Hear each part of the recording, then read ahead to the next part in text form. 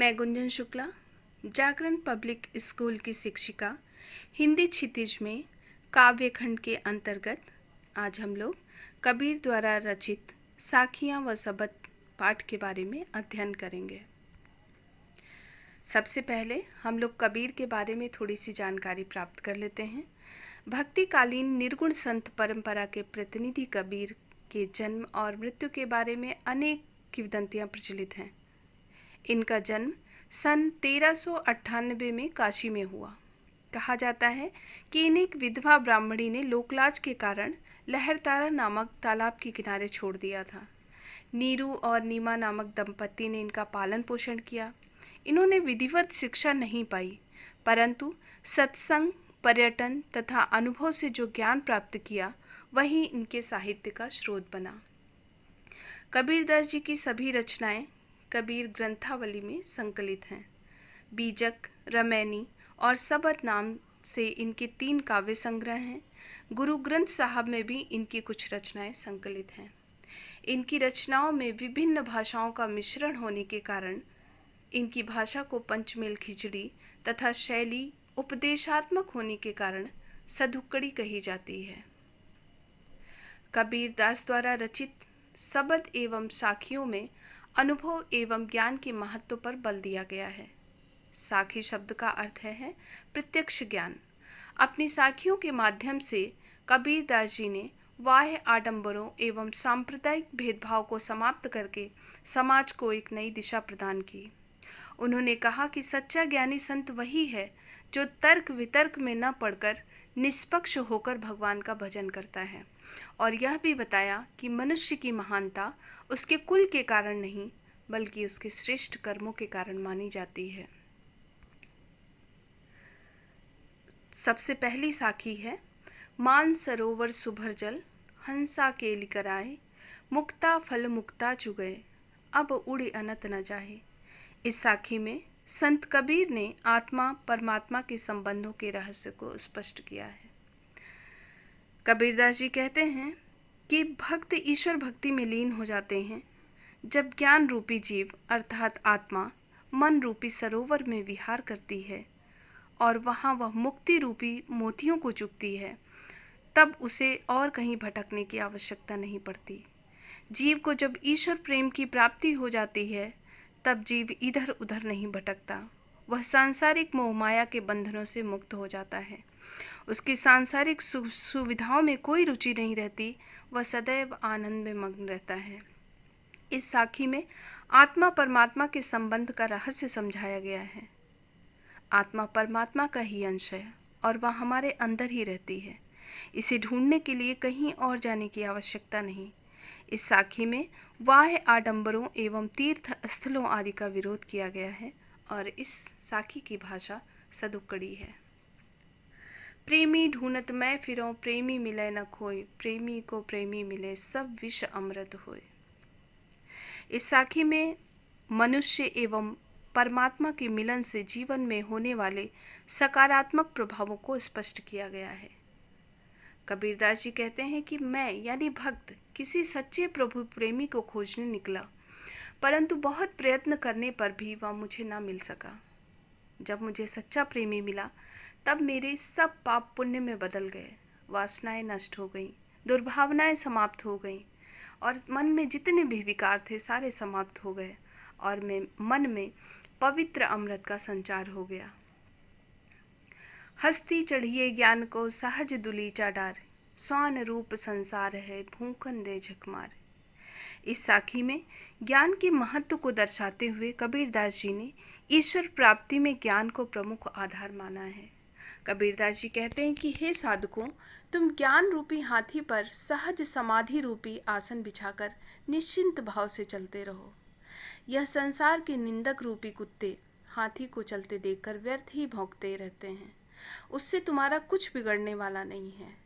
इसका आशय यह है कि प्रभु साधक को दुनिया की निंदा की परवाह किए बिना साधना के पथ पर आगे बढ़ते चले जाना चाहिए। कवि ने ज्ञान की सहज साधना का वर्णन किया है। इसमें कोई आडंबर या दिखावा नहीं होना चाहिए तथा ढोंग एवं आडंबरों का विरोध करना चाहिए। पखा पखी के कारणे सब जग रहा भुलान, निरपक होई के हरि भजे सोई संत सुजान। इस साखी में मनुष्यों को वाद विवाद में न पड़कर निष्पक्ष भाव से प्रभु की भक्ति में लीन होने की प्रेरणा दी गई है। कबीरदास जी कहते हैं कि आज सारा संसार पक्ष विपक्ष के झमेले में पड़कर भ्रमित हो गया है। जो किसी पक्ष के साथ जुड़ जाता है उसमें अच्छाइयाँ ही अच्छाइयाँ नजर आती हैं, जबकि दूसरे पक्ष की बातें, अच्छी बातें भी उसे बुरी ही लगती हैं। अपने पक्ष के प्रति अंधश्रद्धा तथा विरोधी पक्ष के प्रति अंध विरोध के कारण व्यक्ति दूसरे मत की अच्छी बातों को जानने से वंचित रह जाते हैं। ऐसा व्यक्ति अपनी रूढ़िवादी मान्यताओं से जीवन भर चिपका रहता है। वह संसार की वास्तविकताओं को नहीं जान पाता। जो व्यक्ति पक्ष विपक्ष के झंझट में न पड़कर निष्पक्ष भाव से ईश्वर के प्रति एकनिष्ठ रहता है, उसी व्यक्ति को ज्ञानी माना जाता है। यानी जो सांप्रदायिक भेदभाव से दूर होकर ईश्वर का भजन करता है, वही सच्चा ज्ञानी है। हिंदू मुआ राम कही मुसलमान खुदाए, कहे कबीर सो जीवता जो दुह के निकट न जाए।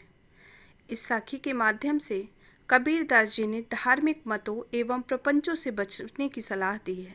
उनका मानना है कि ईश्वर एवं धैर्य के सभी रूपों का मूल तत्व समान होता है। कबीरदास जी कहते हैं कि हिंदू राम और मुसलमान खुदा कहते कहते मर जाते हैं, पर ईश्वर की भक्ति को न पा सके, बल्कि आपसी भेदभाव में पड़कर इधर उधर भटकते रहते हैं।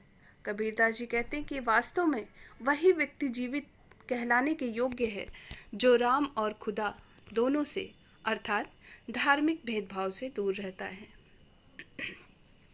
काबा फिर काशी भया, राम ही भया रहीम, मोट चून मैदा भया, बैठ कबीरा जीम। इस साखी में अलग अलग धर्म एवं संप्रदाय के लोगों को आपसी मतभेद भुलाकर पारस्परिक प्रेम एवं सौहार्द से जीवन व्यतीत करने की प्रेरणा दी गई है। कबीरदास जी कहते हैं, जब मैं धार्मिक भेदभाव से दूर हो गया तो मेरे लिए मुसलमानों का पवित्र तीर्थ काबा और काशी तथा राम और रहीम में कोई अंतर नहीं रह गया। अब धार्मिक संकीर्णता रूपी मोटा चूर्ण ईश्वर की भक्ति रूपी मैदे में परिवर्तित हो गया और अब मैं उस ईश्वर की भक्ति के आनंद को प्राप्त कर रहा हूँ। ऊंचे कुल का जन्मिया जे करनी ऊंच न होए, सुबरन कलश सुरा भरा साधु निंदा सोए। इस साखी में यह स्पष्ट किया गया है कि व्यक्ति को हमेशा अच्छे कर्म करते रहना चाहिए, क्योंकि केवल ऊंचे कुल में जन्म लेने से वह महान नहीं बन जाता। इस साखी में अच्छे और नेक कर्म करने पर बल दिया गया है। व्यक्ति अपने अच्छे कर्मों से सम्मान पाता है। उसकी जाति या कुल नहीं देखे जाते, वह अपने महान कार्यों से ही महान बनता है। ऊंचे कुल में जन्म लेकर नीच काम करने वाले को कबीरदास जी ने निंदनीय माना है। जिसके उच्च और महान कार्य होते हैं वही ऊंचा कहलाने का अधिकारी होता है। कबीरदास जी कहते हैं कि सोने के घड़े में अगर शराब भरी हो तो साधु लोग ऐसे पात्र की निंदा ही करते हैं, अर्थात मनुष्य कर्म से महान बनता है, जन्म से नहीं। मोह को कहाँ ढूंढे बंदे, मैं तो तेरे पास में, ना मैं देवल ना मैं मस्जिद ना काबे कैलाश में। इस शब्द के माध्यम से कबीरदास जी यह कहना चाहते हैं कि ईश्वर कण कण में व्याप्त है। उसे बाहरी आडंबरों द्वारा नहीं बल्कि आत्मावलोकन द्वारा ही प्राप्त किया जा सकता है। यहाँ कबीरदास जी समाज में फैले बाह्य आडंबरों का विरोध करते हुए कहते हैं कि प्रत्येक व्यक्ति के अंदर ही ईश्वर की व्याप्ति का संकेत मिलता है कि ईश्वर निराकार और घट घटवासी हैं। स्वयं निराकार ब्रह्म मनुष्य को संबोधित करते हुए कहते हैं कि हे मनुष्य, तू मुझे कहाँ ढूंढता भटक रहा है, मैं तो तेरे पास ही हूँ।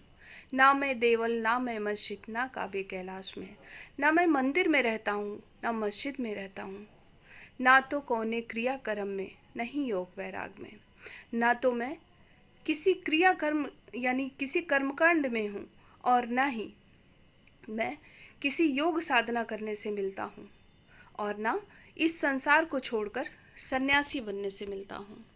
खोजी होए तो तुरते मिली हो, पल भर की तलाश में। जो मुझे खोजने वाला सच्चा भक्त होता है, वह मुझे पल भर में ढूंढ लेता है। कहें कबीर सुनो भाई साधो, सब श्वासों की श्वास में।